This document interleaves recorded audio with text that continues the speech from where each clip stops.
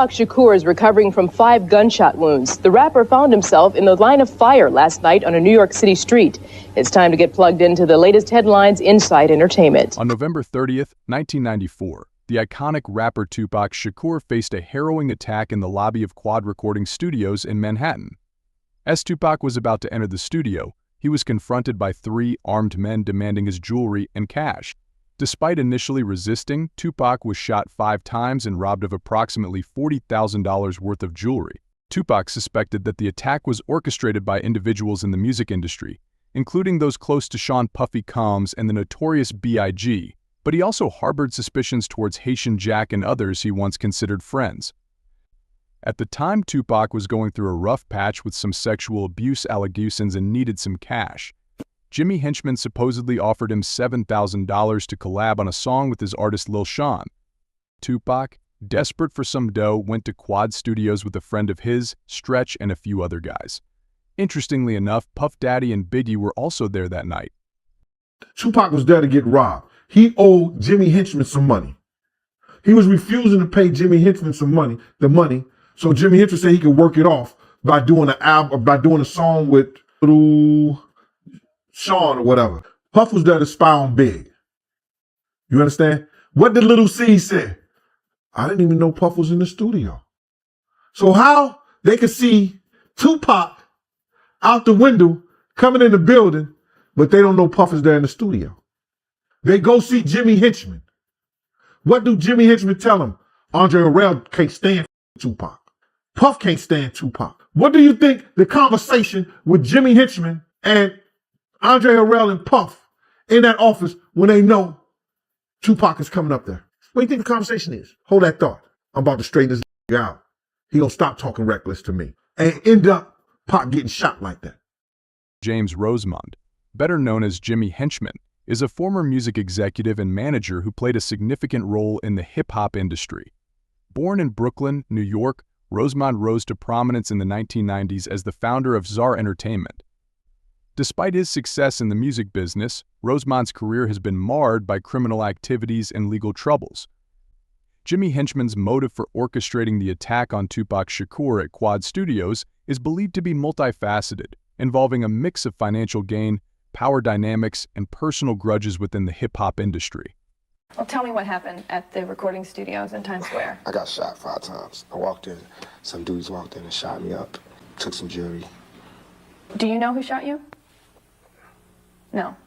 Is that a no or is that a maybe? No. Haitian Jack, real name Jacques Agnant, was a well-known figure in the music industry. Tupac first met Henchman through Jack. Despite Biggie's warnings to stay away from him, Tupac got involved with him. This relationship eventually led to trouble, as it was reported that Jack was involved in setting up Tupac for a previous sexual assault case. Some people believe that Jack played a role in the attack at Quad Studios, possibly in order to further manipulate and control Tupac. I was getting a page from this guy, telling me that he wanted me to rap on record, and he'd been asking me for a while to rap on record because it's going to be a song with me and Big and all this. He said, we need you, whoop-de-whoop. I said, all right, you give me 7 G's and I'll do the song. Got lost looking for the studio in Manhattan because we got there, parked the car in the garage. We walking up to the building. Somebody screamed from up the top of the studio, and it's Lil Caesar. He's like Biggie's, side man. Right? That's my homeboy. I've been knowing it since before they came out. So as soon as I saw him, all my inhibitions about, this could be a setup was relaxed. Dexter Isaac, a career criminal, confessed in 2011 to being one of the men who ambushed Tupac at Quad Studios. He claimed that he was hired by Jimmy Henchman to carry out the attack. Isaac revealed that Henchman paid him $2,500 to rob Tupac and let him keep most of the jewelry, except for one ring Henchman wanted. Isaac also claimed that Stretch helped set up Tupac, receiving a quarter brick of cocaine from Henchman in return. Did you or did you not have anything to do with him being robbed or shot at Quad Studios in 1994? Absolutely never even knew about it, never heard about it before, afterwards, had nothing to do. Tupac opened up about the incident in a 1995 interview with Vibe magazine, and his words were nothing short of explosive. In the interview, Tupac expressed his suspicions and anger. He felt betrayed by those he considered friends and pointed fingers at specific individuals in the industry. I felt like I was being set up by Biggie, Puffy, and Andre Harrell, and all these other people. I called my girlfriend and I was like, yo, I just got shot. Call my mother and tell her. Nobody approached me. I noticed that nobody would look at me. Andre Harrell wouldn't look at me. I had been going to dinner with him the last few days. He had invited me to the set of New York Undercover, telling me he was going to get me a job. Puffy was standing back too. I knew Puffy. He knew how much stuff I had done for Biggie before he came out. As far as that Vibe interview, just read everything over and read my reply, read their reply, read what people say.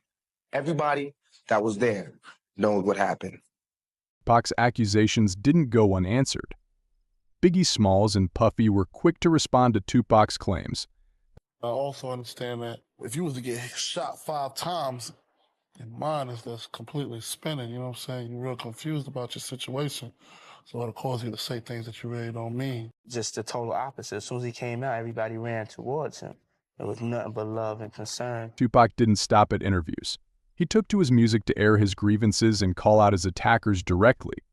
In his posthumous album, The Don Killuminati, The 7-Day Theory, the track Against All Odds stands out for its raw and unfiltered accusations. The payback Jimmy Henchman in due time. Puffy getting robbed like a to hide that fact. A real live tale about a snitch named Haitian Jack. Walter King Tut Johnson was another figure implicated in the Quad Studios attack. Known for his violent reputation, King Tut was alleged to have been one of the gunmen. Tupac's cousin, William Lassane, has spoken about the attack, asserting that King Tut was indeed involved and highlighting the fear and paranoia that surrounded Tupac after the incident. Lassane's statements lend credibility to the theory that King Tut was one of the primary assailants. Says, yeah, he just came home, and yo, he the one that shot Tupac. Wow. Right? He didn't know Tupac was my cousin, the guy that's telling me this. He didn't know I was related to Tupac. Okay. He just said, yeah, because it was just on the news. He's the one that shot Tupac.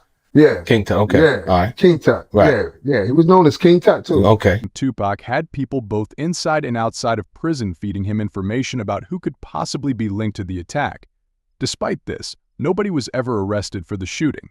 While in prison, Tupac heard numerous rumors and stories about the incident, most of which pointed to well-known New York stick-up guys, including King Tut. On August 15, 1995, Tupac wrote a letter to his ex-girlfriend, Desiree Smith, from prison. In this letter, Tupac named the individuals he believed were behind the Quad Studios shooting, including Haitian Jack, King Tut, and Jimmy Henchman. He ended the letter with a haunting warning: be careful. The Walking Dead. Randy Stretch Walker was more than just a friend to Tupac. He was a trusted ally and collaborator. However, according to Dexter Isaac, a self-confessed shooter involved in the incident, Stretch played a pivotal role in setting up the attack on Tupac. So that day that shit happened, November 30th, 1994, it wasn't just Tupac and Freddie Nichols. Stretch was with them too? Stretch was with them too, yeah. Stretch set the whole shit up. He was in cahoots. He was giving us play-by-play where they was at. On the way there, he was in communication with Jimmy and shit. You know, Jimmy promised him to Big X and shit. Stretch was in communication with Jimmy Henchman, providing real-time updates on Tupac's movements. Henchman paid Stretch $2,500 to orchestrate the attack. When Pop first got shot, I remember he was on, I said it before, when he was on Jazzman, a guy couch, and Big Stretch came to him. When he came and said, Jimmy Henchman said, you don't want to go to war because you don't got your money right. And I'm looking like him. I'm the only one that said, how do a friend bring this message to a friend? Like, Stretch was killed on November 30th, 1995, exactly 1 year after the Quad Studios shooting. I would tell each and every person out there, don't forget about that clicking up thing, you know what I mean? Be to yourself. Stay to yourself. Trust nobody. Trust nobody. After dog. You know what I mean? Straight up. My closest friends did me in. My closest friends, my homies, people who I done took care of their whole family. I done took care of everything for them, looked out for them, put them in the game, everything. Turned on me. Fear is stronger than love. Remember that. Fear is stronger than love. All the love I gave didn't mean nothing when it came to fear. So it's all good. But I'm a soldier. I always survive. I'll constantly come back. You know what I mean? Only thing that can kill me is death. That's the only thing that'll ever stop me is death. And even then, my music will live forever. Dexter Isaac is the only person to date who has stepped forward and confessed to being one of the 3 assailants. He also claimed that King Tut had nothing to do with the robbery, even confronting Tut about it in front of a large group of people. Tut, who allegedly boasted about the attack, was reportedly speechless during this confrontation. However, some claim that King Tut never actually admitted to the shooting and always denied his involvement. Tupac's accusations fueled the already burning flames of the East Coast-West Coast rivalry. His distrust and animosity towards those he once considered allies deepened, forever altering the landscape of hip-hop.